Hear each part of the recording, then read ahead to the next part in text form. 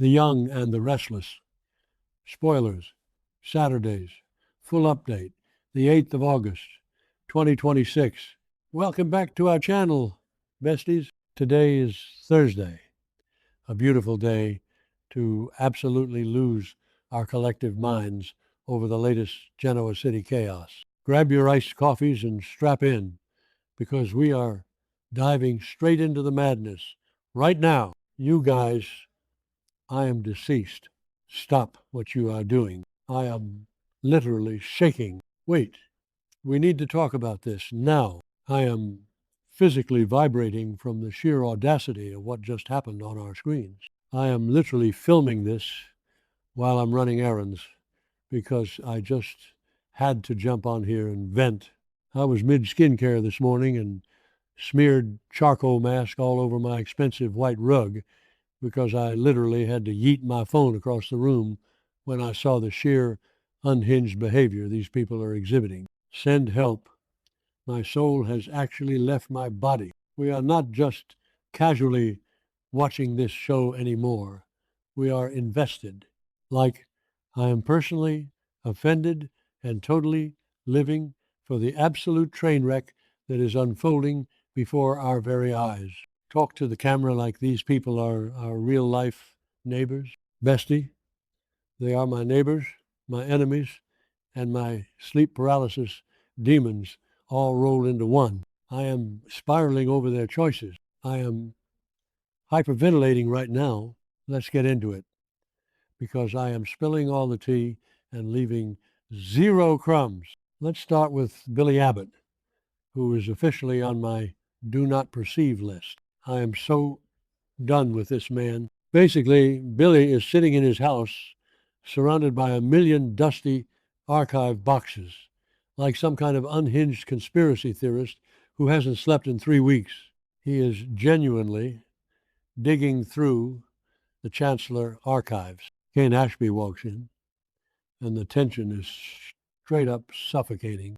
Billy is hyper-fixated on finding some dark, twisted secret that his mother, Jill, wants buried. He literally says that whatever his mother wants kept secret is in these boxes, and he is going to find it. Bestie, be for real right now. You are co-managing Chancellor Industries with Kane.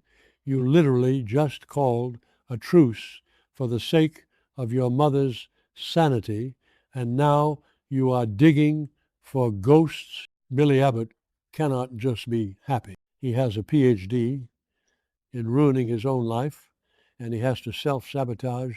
It is basically his Olympic sport at this point. He is looking for an answer to a question that literally nobody asked. Wait, I need to veer off for a second because I cannot stop thinking about the aesthetic of these archive boxes. They look so pristine for being ancient Chancellor secrets. Like, did Jill hire a professional organizer before burying her dark past? The font on the labels was giving major mid-century modern vibes, and I was genuinely distracted by the typography. Did I say that yet?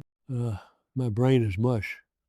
Moving on, but seriously, the lighting in that room was so cinematic. It felt like a true crime documentary. Okay. Wait, I'm glitching. Okay. Back to the main event. Billy is obsessing over the legacy of Catherine Chancellor. He tells Kane that he found a massive clue. Apparently, there was a time when Chancellor was nearly bankrupt, right before the legendary Catherine Chancellor took over. And then, out of nowhere, a massive influx of cash just magically appeared. Billy is straight up interrogating Kane, asking why Jill wouldn't want him to know about this mysterious money. The ghost of Catherine Chancellor is probably screaming from the great beyond right now. Kane, acting like the ultimate corporate gatekeeper, warns Billy that if this secret gets out, it could permanently damage Chancellor. And then Kane literally threatens him. Kane says that Billy needs to let it go, or he is going to have to seriously reconsider whether Billy should be working at Chancellor at all, which is honestly so unhinged. Let's unpack the sheer hypocrisy here, besties.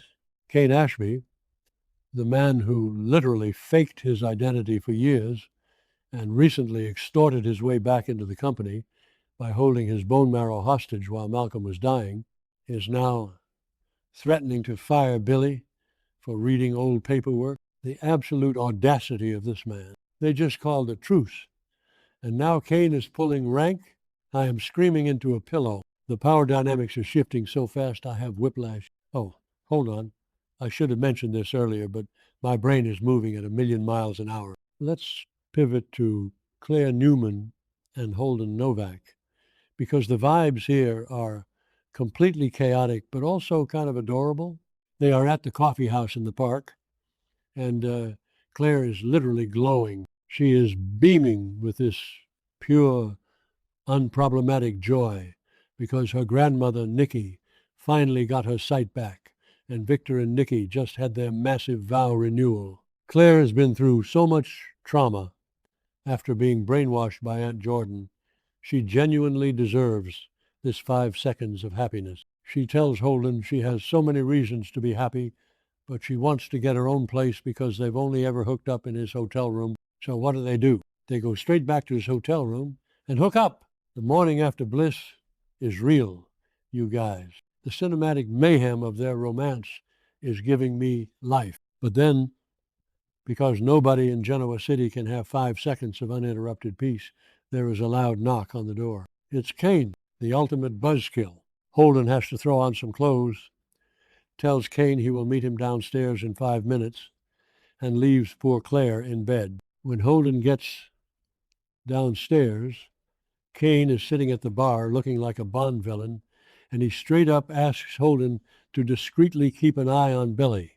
Yes, Kane is recruiting his newly discovered nephew-in-law to spy on his co-manager. Holden, being the only person not poisoned by the Genoa City water supply, asks the most logical question ever. He asks Kane why he doesn't just fire Billy if he is the boss and doesn't trust him. Genuinely, Holden is spilling the real tea. Why are we playing these elaborate spy games? Just fire the man. But no, Kane wants to control the narrative. He wants to keep Billy close so he can watch him self-destruct. Wait, backtrack for a second. I missed a step. We need to talk about Adam Newman. I am hyperventilating right now just thinking about his absolute spiral. Adam is in full-blown panic mode because Victor knows he secretly bought Newman Media from Sally. Billy Abbott ran his mouth, and now Adam is pacing around his place talking to Chelsea Lawson, and he is terrified. Chelsea is trying to be the voice of reason, saying that Victor is in Italy and isn't thinking about Newman Media. Bestie, Victor Newman is always thinking about Newman Media. Victor sees all and knows all. Victor Newman doesn't just get mad, he destroys bloodlines. Adam knows his father's going to make him pay a massive price for this betrayal. The stakes are astronomical right now, and I am genuinely sweating for Adam. Chelsea is basically begging Adam to just focus on Newman Media and run it together with her. She wants them to build a future, to be a power couple without the toxicity. She used to be a total grifter, but now she is the moral compass, the irony. But Adam, no. Adam's brain is fully broken by his need for vengeance. He tells Chelsea he isn't going to target Spectra Charles, which is a relief for Sally, but he is absolutely going to target Billy Abbott for running his mouth to Victor. Chelsea is straight up disgusted. She says that it is all about revenge and sarcastically points out that revenge always ends well. She refuses to be part of it. She tells Adam she hates this plan and she won't do it, manifesting a total dumpster fire by the next update because Adam on a revenge path is a nuclear threat. I'm calling it the villain arc is about to go nuclear, and Chelsea is smart enough to step out of the blast zone. And don't even get me started on the vibes of what happens next. Chelsea, acting totally rogue, sneaks over to Billy's house, She literally tells Billy that Adam has no idea she is there. She demands to know why Billy went to Victor in the first place. Billy, playing the ultimate victim and manipulator, says that Adam came to him first. He is totally gaslighting the situation. Then Billy drops the ultimate toxic ex-advice. He tells Chelsea that Adam is a danger and she needs to leave him. He tells her to cut her losses and end this now. The audacity of Billy Abbott telling someone else their relationship is toxic. Remember when they were together and it was a total mess? I am screaming. Billy is the king of toxic relationships, and now he is trying to play relationship counselor to Chelsea. My grip on reality is slipping, and I am officially unwell. Did I say that yet? My brain is mush. Moving on, Adam then meets up with Sally Spectra at Society. The tension between these two is always so palpable. The chemistry is still there. You can literally cut it with a knife. Adam actually apologizes for how he acted at her place earlier. Sally, who is literally carrying so much trauma right now with the pregnancy scare and the loss of baby Ava, looks him dead in the eye and asks if he is planning to get revenge on Billy. Sally is still trying to protect Billy, even though Billy is the one who betrayed her secret to Victor in the first place. Sally is too good for these men. She is constantly cleaning up their messes and taking the emotional hit. Adam, lying through his perfectly straight teeth, says that he and Chelsea are just going to focus on fixing things together. He's looking into her gorgeous eyes and straight up lying. He completely hides his revenge plot, but Sally doesn't buy it. She knows Adam too well. She begs Adam to let it go and leave Billy alone, saying it would mean the absolute world to her. Will Adam actually listen? Genuinely, when has Adam ever listened to anyone? He is going to destroy Billy, and Sally is going to be caught in the crossfire again. I am literally shaking just thinking about the fallout. They are officially on my do not perceive list until they can act like adults. Okay, wait. I need to switch gears because I cannot handle the Abbott Newman drama for one more second. Let's talk about Danny Ramalati. Danny is at the Shadow Room, and he drops a massive bombshell on Cricket. He officially accepted the job to manage the club. Cricket is straight up stunned. She is a high-powered lawyer, and she didn't see this coming. She admits that it is amazing, but she is completely surprised because this is the first time she is hearing about it. I mean, valid question, bestie. Your husband just quit his legendary rock star career to pour drinks at a local nightclub, and you find out after he takes the job. The communication in this marriage is literally non-existent.